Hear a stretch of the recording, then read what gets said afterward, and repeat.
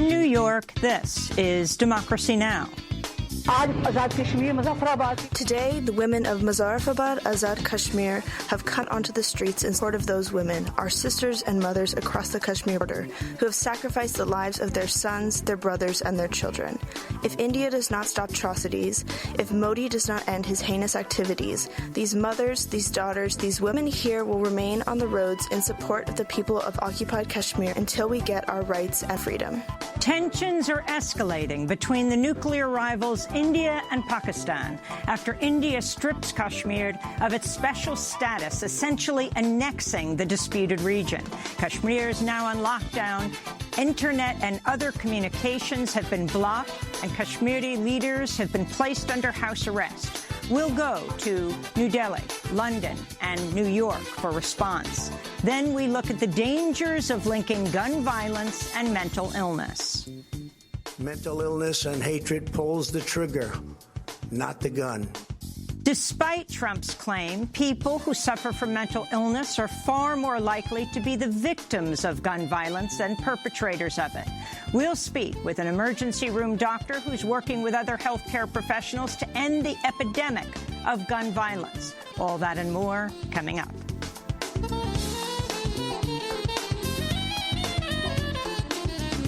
Welcome to Democracy Now!, democracynow.org, the War and Peace Report. I'm Amy Goodman. The United Nations top panel of climate scientists is warning humans are consuming land and water resources at an unprecedented rate, with the climate crisis and biodiversity loss already threatening the food supply of hundreds of millions of people.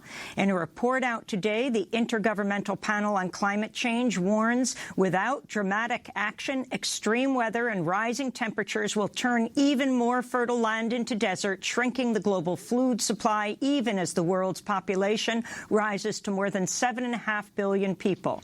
This is climate scientist, IPCC co-chair Valérie Masson-Delmotte.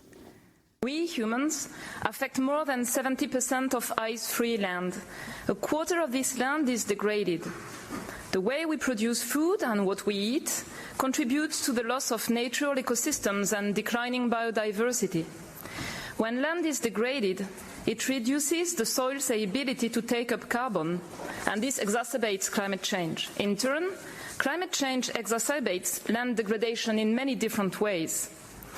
Today, 500 million people live in areas that experience desertification. The IPCC recommends dramatic reductions in greenhouse gas emissions, along with more efficient farming methods and a shift in diets away from dairy and meat, which produce vast amounts of methane and carbon dioxide while using large amounts of land. As President Trump visited victims of mass shootings in Dayton, Ohio, and El Paso, Texas, Wednesday, federal agents swept through 7 poultry processing plants in Mississippi, arresting 680 people in one of the largest immigration raids in U.S. history. Video handed out to reporters by ICE shows agents entering factories, leading people out in plastic handcuffs, frisking them and loading them into buses. They were taken to a massive Mississippi National Guard hangar for processing. Outside the base, dozens of family members and supporters gathered, chanting, "Let them go." The mass arrests came on the first day of the school year, left scores of children traumatized, crying for their parents. Some children walked home from school only to find their doors locked and their family members missing. This is 11-year-old Magdalena Gomez-Gregorio speaking with Mississippi CBS affiliate WJTV. Governments, please put your heart. Let my parents be free with everybody else, please. Don't leave the child with cryiness and everything. I need my dad for me. My dad didn't do nothing. He's not a criminal. The arrests targeted chicken processing plants operated by Koch Foods, one of the largest poultry producers in the United States. Last year, Koch Foods paid out $3.75 million to settle an Equal Employment Opportunities Commission class action suit charging the company with sexual harassment, national origin, and race discrimination and retaliation against Latino workers at one of its Mississippi plants. Labor activists say it's the latest raid to target factories where immigrant workers have organized unions, fought back against discrimination, or challenged unsafe and unsanitary conditions. President Trump visited Dayton, Ohio, and El Paso, Texas, Wednesday in a politically polarizing trip that followed last weekend's mass shootings that killed a combined 32 people, including the Dayton gunman. During Trump's first stop in Ohio, he met with medical workers at Miami Valley Hospital, posing for a group photo, grinning with two thumbs up. Outside, hundreds of protesters accused Trump of stoking white supremacist violence, chanting, "Do something," and "Hate not welcome here." Later in the day, President Trump and First Lady Melania Trump toured El Paso's University Medical Center, where none of the 8 survivors still receiving treatment agreed to meet with the president. Trump did meet with law enforcement personnel at an El Paso Emergency Operations Center. We had an amazing day. As you know, we left Ohio, and the love, the respect for the office of the presidency,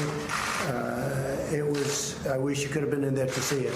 As Trump arrived in Texas, thousands rallied to protest his racist rhetoric, linking it to a manifesto published by the alleged El Paso gunman, who echoed Trump's language about a, quote, invasion of immigrants.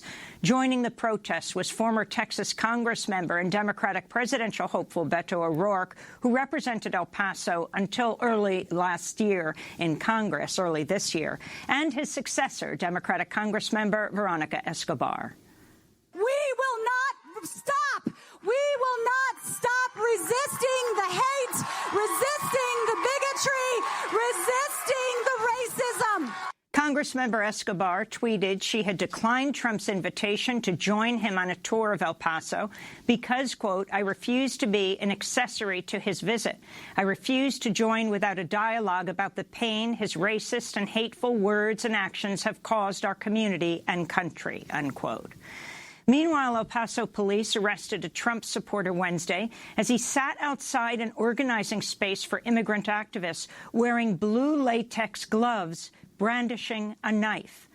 Organizers with Casa Carmelita say police also recovered a loaded gun, ammunition, and a bag of white powder from the man's truck, which sported a large banner portraying Donald Trump as Rambo and bumper stickers for far-right conspiracy website InfoWars. The man appears to be 21-year-old Thomas Bartram, who was profiled earlier on Wednesday by the Washington Examiner. Bartram told the paper he was a, quote, open carry kind of guy at political rallies. A photo accompanying the article shows Bartram making what appears to be a white nationalist hand gesture. Ahead of his trips to Dayton and El Paso, President Trump sought Wednesday to lay equal blame for deadly violence on white supremacists and the anti-fascist movement known as Antifa. I am concerned about the rise of any group of hate. I don't like it. Any group of hate, I am, whether it's white supremacy, whether it's any other kind of supremacy, whether it's Antifa, whether it's any group of hate. I am very concerned about it, and I'll do something about it. Democratic presidential candidates are linking Trump's racist rhetoric to massacres by white nationalists in Texas, California, and elsewhere. Senator Elizabeth Warren said Wednesday Trump gave white supremacists aid and comfort. Beto O'Rourke said Trump made it very clear that he's a white supremacist. Former Vice President Joe Biden said Trump had aligned himself with the darkest forces in this nation. And New Jersey Senator Cory Booker spoke out during a visit to the Emmanuel AME Church in Charleston, South Carolina, where in 2015 a white nationalist gunman killed 9 African-American worshipers. White supremacy allows political leaders to promise to build the wall while not building hospitals, schools, or infrastructure critical for the success of all Americans. The Poverty Law Center has linked a State Department employee to violent and hateful white nationalist messages posted online under a pseudonym. The SPLC's Hate Watch project found evidence that U.S. Bureau of Energy Resources Foreign Affairs Officer Matthew Q. Gebert and his wife made regular posts glorifying Nazi soldiers, denying the Holocaust, advocating for ethnic cleansing, spreading anti-Semitic and anti-black conspiracy theories, and glorifying mass murderer Dylann Roof. Gebert Barrett also allegedly hosted well-known members of the white nationalist movement at his home in Virginia. Fox News TV personality Tucker Carlson's under fire for insisting white supremacy is a hoax and, quote, not a real problem in America. Carlson made the remarks on his program Tuesday evening. The whole thing is a lie. If you were to assemble a list, a hierarchy of concerns, of problems this country faces, where would white supremacy be on the list? Right up there with Russia, probably. It's actually not a real problem in America. Last month, media campaigners launched a campaign to pressure advertisers to boycott Tucker Carlson's show after he launched a racist attack on Minnesota Congressmember Ilhan Omar. Carlson has previously said immigration makes America poorer, dirtier, and more divided, and in 2006 called Iraqis semi-literate primitive monkeys. Amnesty International has issued a travel warning for visitors to the United States, citing the threat of gun violence. In a statement Wednesday, Amnesty warned travelers to, quote, be extra vigilant at all times and be wary of the ubiquity of firearms among the population. Avoid places where large numbers of people gather, especially cultural events, places of worship, schools, and shopping malls. Exercise increased caution when visiting local bars, nightclubs, and casinos, Amnesty said. The website Splinter is reporting new details about the sibling of Dayton, Ohio shooter Connor Betts, who was the first victim in Sunday morning's massacre that left 9 people dead and 27 wounded. The sibling was initially identified as Connor Betts' sister, Megan Betts, but a friend told Splinter Betts was a transgender man who went by the name Jordan Kofer, used male pronouns, and appeared to be out to only a handful of people and possibly not even his family. It's not clear whether the gunman knew about Kofer's gender identity or whether it played a role in the shooting. In a statement, the National Center for Transgender Equality said, quote, mass gun violence is an epidemic in this country and deserving of swift and immediate action by lawmakers at all levels of government. We join the nation in mourning for every community impacted by gun violence, they said. In 2019 alone, at least 10 trans people have been murdered in the U.S. Also Wednesday, CNN reported the mother of the alleged El Paso shooter called police weeks before the shooting because she was concerned he had an AK-type firearm. According to family attorneys, the mother of the El Paso shooter did not identify herself or her son and was transferred to a public safety officer who told her that, based on her description, her son was legally allowed to purchase an assault rifle. Puerto Rico's former Justice Secretary Wanda Vazquez was sworn in as governor Wednesday, becoming the third person to hold the office in less than a week. This came just hours after the Puerto Rican Supreme Court overturned the swearing-in of Vazquez's predecessor, Pedro Pierluisi, who had been appointed as Puerto Rico's Secretary of State by disgraced Governor Ricardo Rosselló, who stepped down last Friday amidst weeks of massive protests calling for his ouster. The Puerto Rican Senate sued to block Pierluisi's appointment because he was sworn in without the Senate's confirmation. Wanda Vazquez is also a member of the ruling political party and an ally of Rosselló. On Wednesday, Vazquez said she would accept the position, although it's unclear for how long. She has been accused of ignoring allegations of corruption within the Rosselló administration. In the weeks leading up to her rise to governorship, there were mounting protests demanding her resignation. In Afghanistan, the Taliban has claimed responsibility for a massive bomb attack in the capital, Kabul, Wednesday that killed 14 people and injured 145 others. Wednesday morning's truck bomb explosion tore through a police station, leveling the building in a nearby Army recruitment center and blowing out windows more than a kilometer away from the blast site. The latest attack came as the United Nations said 1,500 Afghan civilians were killed or wounded by fighting in July, making it the deadliest month in at least 2 years. This comes as U.S. officials are continuing talks in Qatar with the Taliban aimed at bringing a halt to fighting in Afghanistan, which is now in its 19th year, the longest war in U.S. history. And in Massachusetts, Boston's police department under fire for destroying the wheelchairs of homeless residents as part of Operation Clean Sweep, a campaign targeting Boston's poorest citizens. Images posted on social media show officers ordering homeless people away from Boston Medical Center before loading 3 wheelchairs into the back of a garbage truck and crushing them. A local activist, Cassie Hurd, tweeted, "It was heartbreaking to speak with Jared, who lost not only his wheelchair, but everything he owns that he keeps in his backpack. He was hit by a car last Tuesday. City of Boston Mayor Marty Walsh, "This is inhumane and cruel," they wrote. And those are some of the headlines. This is Democracy Now!, democracynow.org, The War and Peace Report. I'm Amy Goodman. And I'm Nermeen Sheikh. Welcome to our listeners and viewers around the country and around the world. Tensions are escalating over the disputed region of Kashmir following India's revocation earlier this week of its special status, which granted the area some autonomy. Kashmir remains on lockdown with internet and other communications blocked and leaders placed under house arrest. Prime Minister Narendra Modi's government has also deployed tens of thousands of additional troops in Kashmir, which is already one of the most militarized areas in the world, patrolled by more than 500,000 soldiers. Nuclear rivals India and Pakistan both claim Kashmir in full, but each governs only a portion of the region. The two countries have fought several wars over the territory since the partition of the subcontinent and independence from British colonial rule in 1947. Pakistan announced Wednesday it would expel India's ambassador and stop its newly appointed envoy from assuming his position in New Delhi. It also announced it was cutting off all bilateral trade with India. Pakistan's Prime Minister Imran Khan addressed a joint session of parliament in the capital Islamabad earlier this week. If we get ready to fight till our last drop of blood, what war will that be? It will be the war that no one will win. Everyone will lose that war. The implications will be felt across the world. So the next question is, am I using nuclear blackmail? I'm not using nuclear blackmail. I'm appealing to common sense. The Pakistani Prime Minister also said he fears India will carry out, quote, ethnic cleansing in Kashmir.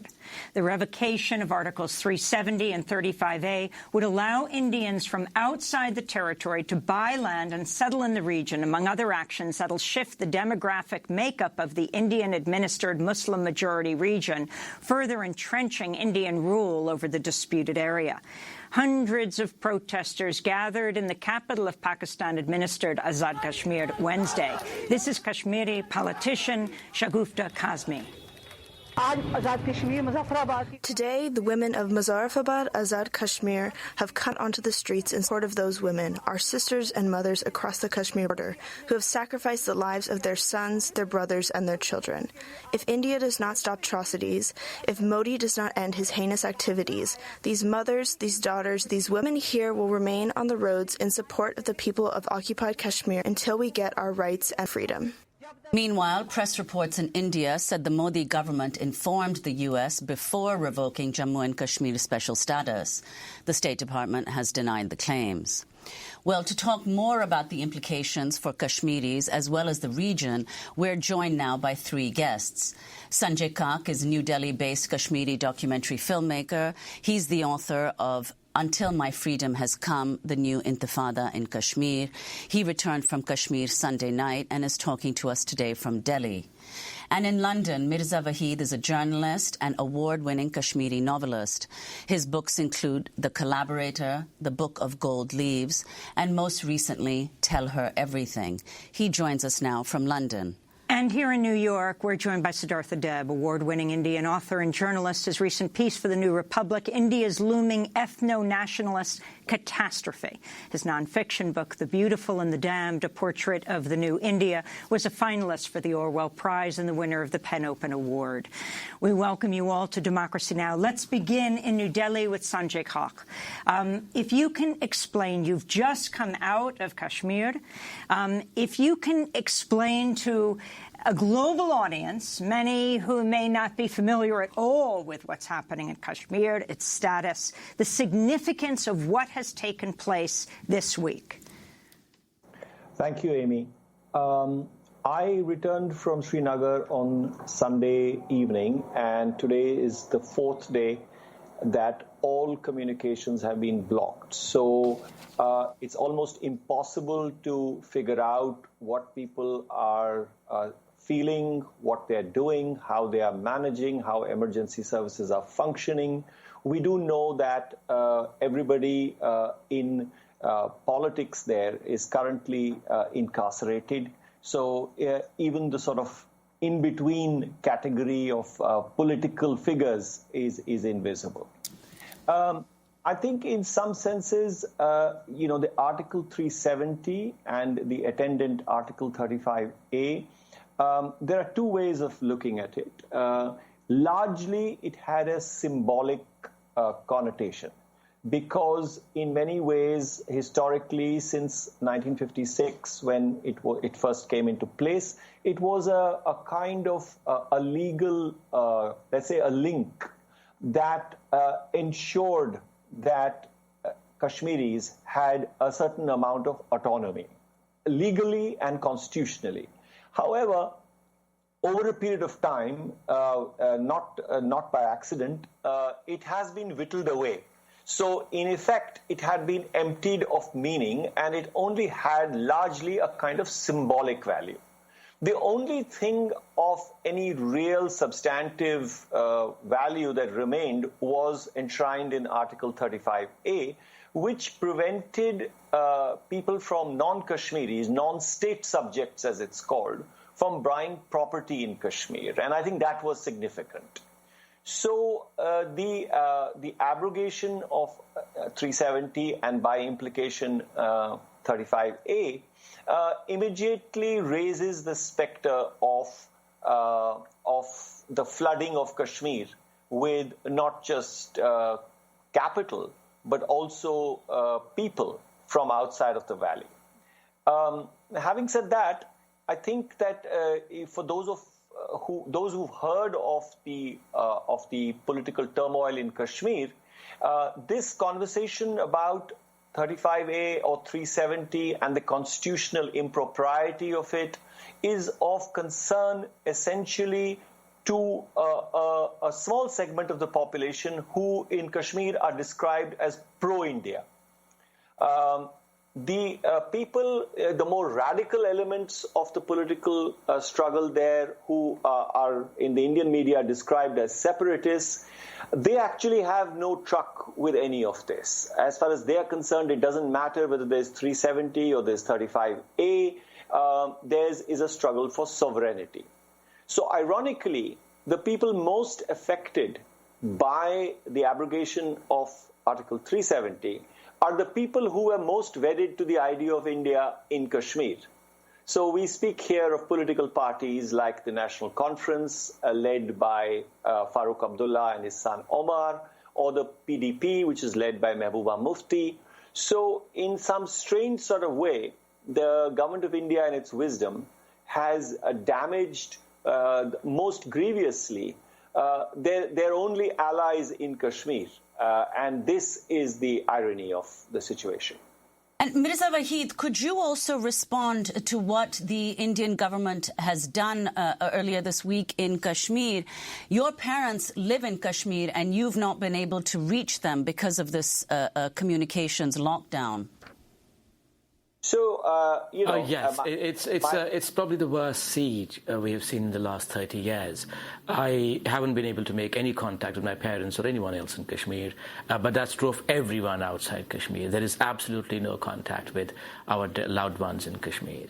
I grew up at a time of conflict when it all started. I was a teenager. And the last 30 years, we've all seen this, crackdowns, operations here and there, sieges, long curfews. When I was a teenager, I lived through a 70-day long curfew. So none of this is new, but this is the harshest clampdown on basic liberties in Kashmir I remember in the last 30 years. That's one. Number two, I largely agree with Sanjay. He's absolutely right that this mattered to a certain segment of the political classes in Kashmir. But people, common people, ordinary Kashmiris are terrified, must be terrified of this, because it's the last sort of protection, however flimsy, however nominal, protection of their basic identity as Kashmiris, which meant that they can hold on to their property and land and not have any demographic threats, so to speak. That has been removed on Monday. And Sanjay is again right. The way it was done, it was completely, it was a travesty of all norms. There was no consultation, no discussion. You have to imagine how terrible it is that imprison an entire population in their own homes. You turn the Kashmir Valley, you turn it into an open prison. And you block their phones, you don't let them speak. You have a long, sort of hard curfew in place. And then you decide to assemble in Delhi and make a decision about Kashmir's status with regard to its place in the larger Indian constitutional sort of framework. So the Indian authorities knew very well this is not going to go down. And that's why today, even now, there is absolutely no contact with our families in Kashmir. Here in the United States, you know how insulated the American population is and understanding what happens outside. We're talking about two nuclear rivals, India and Pakistan, and the disputed region of Kashmir. If you can explain to this global audience how high the stakes are now, why the Indian Prime Minister Modi has done this, and do you see this as a possible flashpoint with thousands more soldiers brought into this, one of the most militarized areas of the world? Well, yes. I mean, I think it's a kind of exercise in completely authoritarian power. And I think there are two big questions here. What does it mean for Kashmiris? And I think both Sanjay Kak and Mirza Wahid have given us some sense of that. But what it also means for India, in the sense that parliamentary democracy is really a sham. That is what Modi and the BJP are revealing again and again and again. That just by fiat they can sort of decide on something, on the fate of a large group of people. Now, of course, which groups of people is really important, and it's not accidental. It is the fact that, the target is really Kashmiris and Kashmiri Muslims in particular. This is basically Modi's way of distracting from the large-scale problems that continue to sort of, that continue to plague India under his rule, which includes the economic, that economically India is doing badly. Environmentally, it's a disaster. It is the heart of climate change. The Indian subcontinent is at the heart of climate change. So, with the kind of populations, with the kind of poverty. And there's nothing that's being done about it. And instead, Modi and the BJP are giving the supporters something to feel triumphant about by seeing the Kashmiris basically being turned into prisoners in their own home. And this is a majority Muslim population, the only one in. It is. But it is, and it is obviously for the Hindu right BJP. This is the primary target of hatred. Which is not to say that they don't hate others. They hate all minorities, all dissenters. And I think one of the big questions is not only what does it mean for Kashmir, but that, this could happen in India. Tomorrow Modi could decide to split another Indian state into two. And, again, this is completely, it's a kind of escalation of the kind of violence. And the Indian state is not benign and democratic and, even without Modi and the BJP. But this is a kind of escalation of violence, an escalation of exercise of power from Delhi, and it's being done with the kind of short-term gains in mind. There is no long-term view. We are talking to Siddhartha Deb here in the United States in New York. Mirza Wahid is a Kashmiri journalist speaking to us from London, and Sanjay Kak, also Kashmiri, speaking to us from New Delhi, India. He has just returned from Kashmir on Sunday night. Stay with us.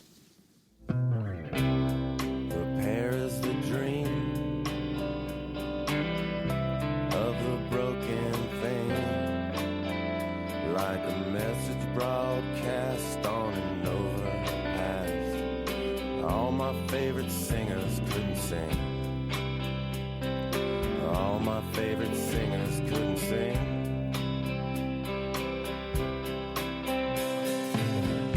My ski vest has buttons like a convenience store, mirrors in the help me see.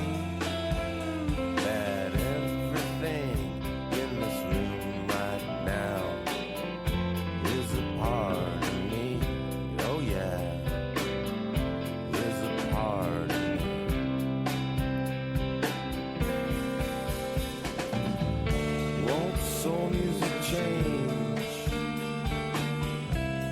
but our souls have turned strange. We Are Real by Silver Jews. The band's leader, the poet David Berman, died Wednesday at the age of 52. This is Democracy Now!, democracynow.org, the War and Peace Report. We're talking about the crisis in Kashmir. I'm Amy Goodman with Nermeen Sheikh. The United Nations and the Jammu Kashmir Coalition of Civil Society, an independent civil society organization, released 2 separate reports this year on human rights violations in the occupied territory. The reports found Indian security forces used excessive force, torture, enforced disappearances, sexual violence, and deployed pellet guns as well as live ammunition against protesters. Pellet guns have led to thousands of people, including children, sustaining serious eye injuries, with many going completely blind. The UN report also documented abuses by armed groups that have been operating in the area for decades. These are only 2 of the most recent reports on human rights violations in Kashmir. Countless previous inquiries have found similar violations. I want to turn to a Kashmiri student named Asim Abbas who spoke to the BBC Wednesday. He compared Kashmir's situation now after the revocation of Articles 370 and 35A to Palestine. We are going back to the Stone Age. We do not know what's going on in the outside world. We do not know what's going on in other neighborhoods. This will have very dangerous consequences. Just like how Israel is creating settlements in Palestine, the same policy will be applied here too. So, Mirza Wahid, you're a Kashmiri journalist and writer. You grew up in Kashmir, and you're speaking to us now from London. Could you talk about the systematic human rights violations that have been going on in Kashmir for decades, and explain exactly what the revocation of these 2 articles means for the way in which Kashmir will be governed? And I've been thinking about it, obviously, the last 4 days. And I increasingly begin to see it as the latest betrayal and a stab in the back in a long series of betrayals going back to 47. Because, as we all know, Kashmir was to be sold via a referendum where India and Pakistan were to ask Kashmiris what do they want. And that was not Kashmiris hadn't decided that by themselves. It was a promise made by India's first Prime Minister, Jawaharlal Nehru, to the people of Kashmir, to the India's Parliament, and at the UN. Subsequently, the referendum promise has never been on it. After 49, Delhi essentially managed Kashmir via client elites, having people friendly to their position in power in Kashmir, mostly by managing elections locally and not allowing Kashmiri people a true voice in their destiny. Now, when the armed insurgency began in 1989, you have to understand it so, because I don't see this as in isolation. This goes back to everything that the Indian state has done in Kashmir. And to Kashmiris, India has always treated Kashmir as a colony. Why do I say that? Because, when you have 70,000 people dead, killed in the last 30 years, you have about 8,000, 9,000 unmarked and mass graves in the mountains of Kashmir, which haven't seen much investigation or conversation around the world. As soon as 2016, India, considers itself the world's largest democracy, and numerically speaking, it is the world's largest democracy. But Kashmiris see it as the world's cruelest democracy. Why do I say that? In 2016, the Indian state responded to protests on the streets of Kashmir by blinding Kashmiri youth on the streets of Kashmir. What do I mean by blinding? They used a Victorian-era gun called the buckshot weapon, buckshot gun, which releases a spray of lead pellets in the air to catch, prey in flight. And it caught all these protesters in their eyes. So about, hundreds and hundreds of people were injured in their eyes, out of which about more than 100 have lost vision for life, either partially or completely. So you have to see this latest sort of siege and the revocation in the larger context of what has happened in Kashmir all these years, which is a tragic story of brutalization of Kashmiri people. And that is that's why I say this move is going to have unimaginable consequences, because Kashmiris will not see this as just a small step by a political party that is undoubtedly pandering to its its right-wing majoritarian Hindu base in India by teaching these ungrateful Kashmiris a lesson, by revoking their whatever nominal autonomy they had with Indian constitution. They see it as yet another stab in the back. It's this latest revocation is a low blow. It packaged with humiliation of Kashmiris, that not only are we not going to let you decide your future, we're also going to snatch away the little bit of autonomy that previous regimes had, promised you. So I really, really worry, and I'm really, really worried about what will happen in the next few days or weeks when, Kashmiris sort of make sense of what has been done to them by essentially an occupying power. Kashmiris have often always seen their region, their lives being governed by an occupying state from Delhi. So that, could you, in your recent piece, you wrote in the New Republic, which is headlined, India's Looming Ethno-Nationalist Catastrophe. In the piece, you write that the Modi and his party are now attempting to engineer a Hindutva version of Lebensraum in Kashmir. So explain what you mean by that, and also respond. The Kashmiri student who we just played earlier said that Kashmir will now effectively be like Israeli-occupied Palestine. Well, I think the Kashmiri student is quite right in the parallel that he's choosing. It's certainly it's something that came to my mind as well.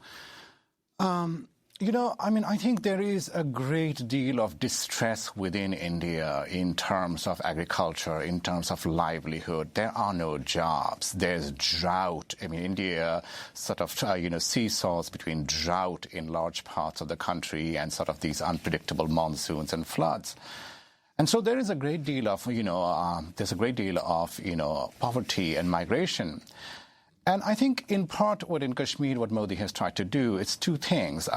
For the poor in India, there has always been this story that has been this fake news produced by the BJP campaigning that Kashmiri Muslims get special privileges.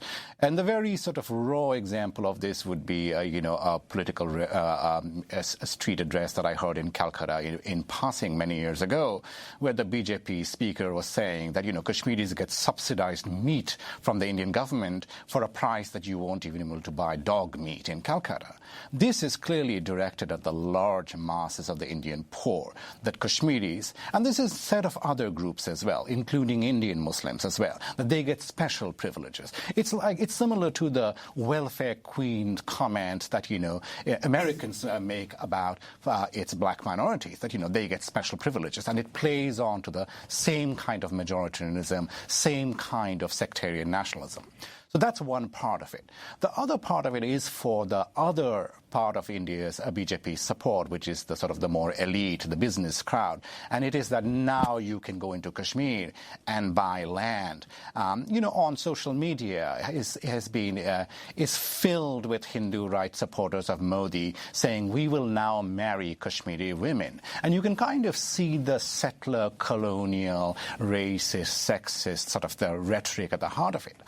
And so the idea is that they can now purchase land in Kashmir and basically turn it into an investment destination. So that's what Modi is doing. And so in that sense, I think there is a sense that, we are going to let more Hindus move into Kashmir. I will just say one thing, though. Kashmir is not alone in this kind of protection of land rights. This is common in many border parts of India where there are minorities or indigenous people. This is true in many parts of the Northeast, including the state where I grew up, in Meghalaya, where the similar protection is in place, that you cannot buy land if you are not from the indigenous groups there, in order to protect them from being swamped by much more people with much more access to capital, essentially. So it's not. But the BJP, particularly in the Hindu right, makes an issue out of it with regard to Kashmiri Muslims alone. Before we get to Imran Khan just having come to the United States and met with Trump, I wanted to go to New Delhi to Sanjay Haq, the Kashmiri filmmaker, documentary filmmaker, just back from Kashmir. If you can talk about the timing of this. In a few days is the Muslim holiday Eid. You have the Prime Minister of India, Modi, who was banned from the United States because of what happened in Gujarat. He was essentially the governor, the chief minister of Gujarat in 2002. A mass slaughter of Muslims there. And what this now means for this majority Muslim area in Kashmir, this happening right before Eid. Well, this is, in some senses, it's baffling because the expectation was that the annual Hindu pilgrimage of the Amarnath Yatra would be allowed to get over, Eid would finish, and then perhaps that's when people were expecting that something would happen. But strangely, the Amarnath Yatra was truncated, the pilgrims were sent back, tourists were literally pulled off the streets, hotels very, very far away in Pahalgam, in Gulmarg. Policemen went inside hotels and told people that they have to leave immediately. So an enormous scare was generated when it need not have been. There was nothing so urgent. So the question we have to ask is why now? And I think Siddharth pointed in the right direction, which is that the bad news on the economic front was beginning to kind of make its way to the front pages with a series of very senior Indian business figures coming out quite openly and unequivocally about the fact that, a downturn in the economy was just around the corner, and not just a downturn, but a spiraling downturn. That's one. Secondly, I think that the series of statements that were emanating or not emanating from Donald Trump about wanting to mediate on Kashmir, which is a reflection of the American haste and urgency to get out of Afghanistan, probably played a part too. So in a sense, the decision to impose this despite the proximity to the festival of Eid, despite the fact that it threw panic into the citizenry of Jammu and Kashmir for no rhyme or reason, I think it has to do with a combination of many factors. But ultimately, I think it has all the characteristics of... Let's go to that meeting in Washington between the Pakistani Prime Minister Imran Khan at the White House with President Trump, who said India had asked him to mediate the conflict in Kashmir. I was with Prime Minister Modi 2 weeks ago, and we talked about this subject, and he actually said, would you like to be a mediator or arbitrator? I said, where? He said, Kashmir, because this has been going on for many, many years. I was surprised at how long it's been going on. 70 years. I think they'd like to see it resolved, and I think you'd like to see it resolved. And if I can help, I would love to be a mediator. It shouldn't be, it's impossible to believe two incredible countries that are very, very smart, with very smart leadership, can't solve a problem like that. But if you would want me to mediate or arbitrate, I would be willing to do that. Mirza Waheed, can you respond to what President Trump said? It's been long-standing Indian policy that the issue of Kashmir can only be resolved bilaterally between India and Pakistan. Yeah, that has been at the heart of the dispute, that they have an intransigent over the years. They always insisted it's a bilateral issue, it's an internal matter, but it is not. That's not a matter of opinion, that's a matter of fact. Because it can't be an internal matter if you have ended up incarcerating an entire population as we speak. It can't be an internal matter if the instance of torture in Kashmir has not been talked about enough. So if you have a population which was subjected to endemic torture for 30 years, 1 in 6 Kashmiris, 1 out of 6 Kashmiris has faced some kind of torture in their lives. A recent report by MSF established that 49% of the population in Kashmir suffers some form of PTSD. That is unheard of in any part of the world. So India might insist that it's our bilateral issue, it's to do with, internal stability and so on and so forth. That's just, positioning. That's just posturing. India knows that it's an international dispute. It just doesn't want it to be solved. And I don't think peace will come to the region, to India, Pakistan, or to Kashmir until they solve Kashmir. Yes, it's a big setback for the Kashmiri people in that now they have to wage another battle to preserve their basic sense of identity and place in the world. But the dispute is not going to go away. With regard to mediation, yes, if Mr. Trump wants to mediate, now is the time, because you don't want a conflagration in the region, because this is not going to be limited to the Kashmir Valley with regard to the repression and subjugation as we see now. It will escalate. Pakistan is next door. India and Pakistan are nuclear neighbors, as we all know. A part of Kashmir is under Pakistan, and the border between the two parts is not really a border. It's a de facto border. This is where the troops stopped when they last time fought over Kashmir. And Sanjay is very right. There is the Afghanistan connection. Pakistan is a key player in negotiations with the Taliban in trying to establish a long-lasting sort of peace in Afghanistan. But Pakistan has always said to Americans, as far as I've read recently, that we can't do much if we are busy on the other front with India. And I see this playing out in the next few weeks.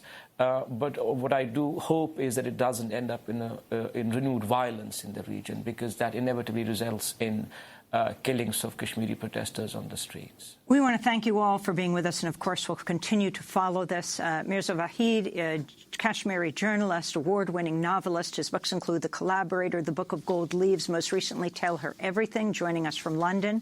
Sanjay Kak, joining us from New Delhi, just back from Kashmir, author of Until My Freedom Has Come, The New Intifada in Kashmir.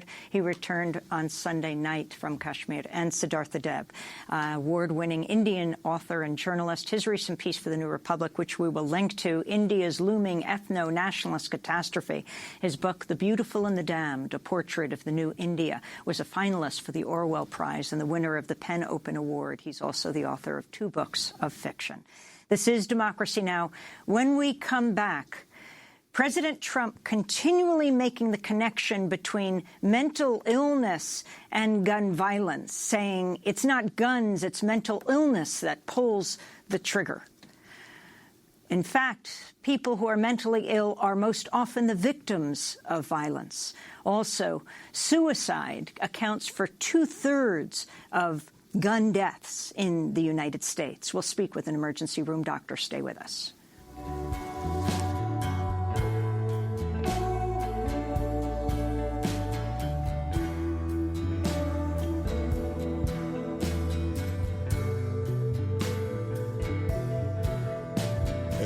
As we might like to seize the reel and hit rewind, we're quick in our pursuit of what we're guaranteed to find.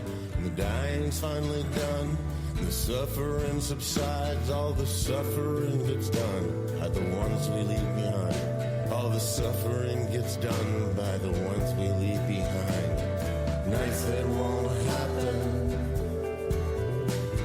time we won't spend, time we won't spend with each other again, with each other again.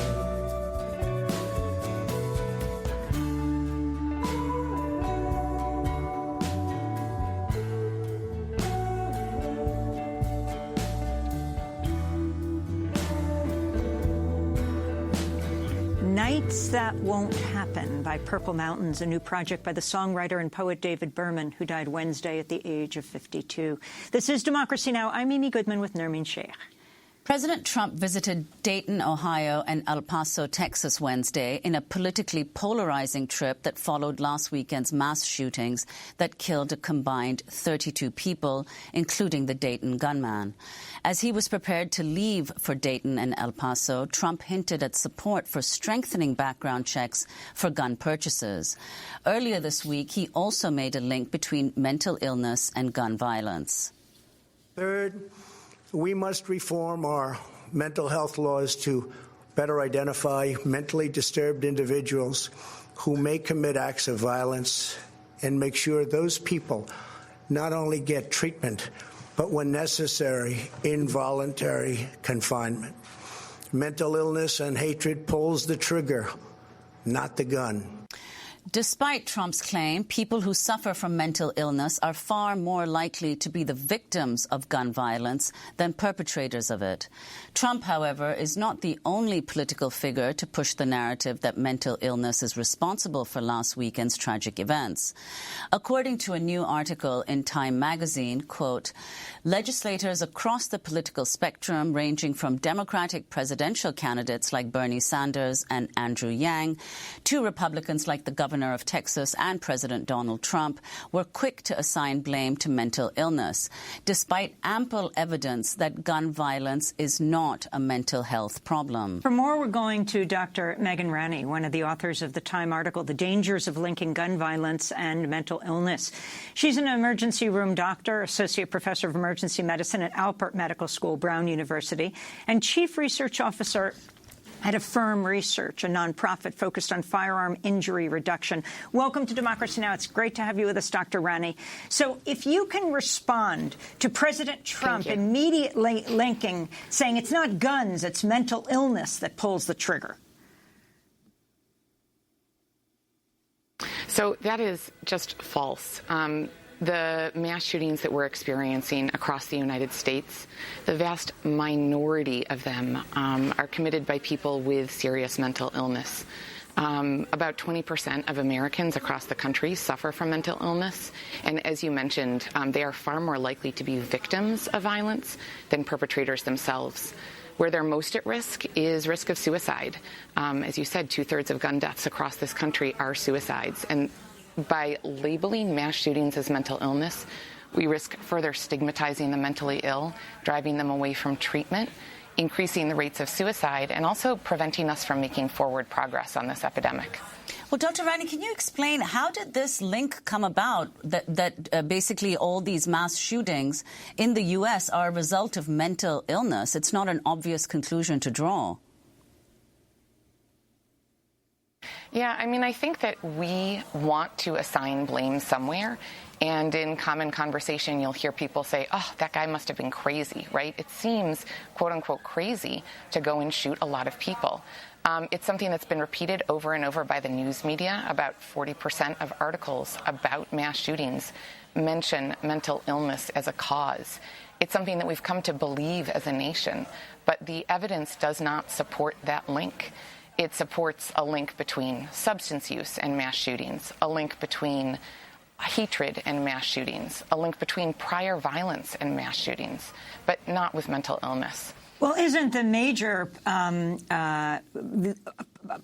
perpetrator of this theory the NRA, the National Rifle Association, because we want to take attention away from, blame away from guns, and so they immediately talk about mental illness.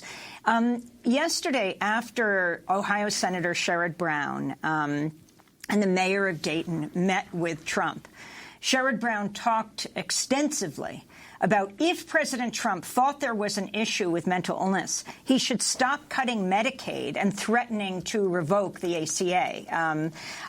If you can talk about what needs to happen right now and this movement all over the country, across the political spectrum, calling for gun regulation, calling for assault weapons to be off the streets of this country.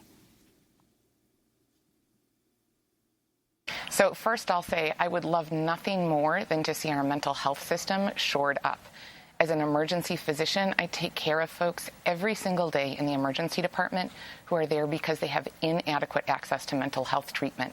We board people in the emergency department for days or weeks because there aren't enough inpatient beds. So please fix our mental health system. But what needs to be done? You mentioned the movement. Absolutely. I'm chief research officer of this group, Affirm Research, which is a collection of more than 20 medical organizations, nursing groups, public health groups, researchers. We helped lead This Is Our Lane last fall, which was a movement raising awareness about the really human toll of gun violence. there is so much that needs to be done, ranging from simple policy changes to research, which is desperately needed. Never in the history of this country have we fixed a public health epidemic without a deep investment into public health research. And that has been missing from the approach to gun violence for the past 22 years. Since the Dickey Amendment was passed in 1996, we've had virtually no federal funding for gun violence prevention research. So it is no wonder that we have not made progress on this issue. And can you talk about suicide? The fact that most gun deaths in the United States, 2/3 of them are suicide, and what it would mean if guns were not so readily available. Absolutely. So most suicides are impulsive acts. Studies have shown that there are minutes in between when someone thinks of it and when someone takes the act. Suicide attempts with a gun are 90% likely to be fatal, versus suicide attempts with other means are only about 10% likely to be fatal. And I will tell you, if someone makes it to my emergency department after a suicide attempt, I can almost always save them. I very rarely see people who've tried to shoot themselves because they die before they make it to my doors. If we could decrease access to guns for people who are in that moment of intense fear and intense desire to take their own life, we can save lives. There's a lot of efforts going on across the country to do that. There's actually great cooperations with gun shops and with gun groups to try to raise awareness about the signs of mental illness. Of course, there are also the extreme risk protection orders or red flag laws, which have been shown to decrease gun suicide rates. There is so much that can and should be done, and we are failing our country by not doing it. Can you also talk about the trauma, especially the Latino community feels right now across this country? I mean, you have Congressmember Escobar representing El Paso saying President Trump has put a target on our whole community. I believe this is one of the largest slaughters of Latinos in American history in El Paso. And at the same time, you had that going on yesterday, the meeting of Trump in El Paso. No victims agreed to meet with him, by the way, who were in the hospital. And Dayton, you have this mass ICE raid in Mississippi, where it was believed to be the largest raid in U.S. history of almost 700 workers at various facilities. How does this country deal with this trauma, and particularly the targeted communities? Yeah, that's a great question. And there's a complex answer. So again, I'm going to go back to the fact that there's been so little research for the past 22 years. I actually recently completed a review of the effects of mass shootings on kids and parents, and we basically don't know. There have been some studies from Norway that show that mass shootings increase PTSD. But what we're seeing as a nation right now is, as you mentioned, tremendous anxiety and post-traumatic stress in communities across the country, particularly in those communities that do feel targeted. We're also seeing it in healthcare providers. There's a growing, sad group of healthcare providers who have had to be the first responders to these mass casualties, and it is taking a toll there as well. We are creating an environment of fear in this country by not addressing mass shootings. But I will tell you that there actually is hope. One of the things that has buoyed me in the face of these absolutely tragic and hatred-driven events is this coalition that we've created within Affirm Research and other groups to help address this epidemic. I've been working on this issue for years, and I see hope. We are close to a tipping point within this nation of recognizing that this is something that when we address gun violence as a health epidemic, we have the potential to fix it, just as we fixed HIV/AIDS, car crashes, et cetera. Dr. Megan Rowney, I want to thank you for being with us. Emergency Room Doctor. We will link to your piece in time, The Dangers of Linking Gun Violence and Mental Illness. Democracy Now! Produced by Mike Burke, Dina Guster, Carla Wills, Tammy Warnoff, Libby Rainey, Sam Alcoff, John Hamilton, Robbie Karen, Honey Masood, Trin and Jared, Tay Maria Studio, and Maria Taracena. I'm Amy Goodman with Norman Shea.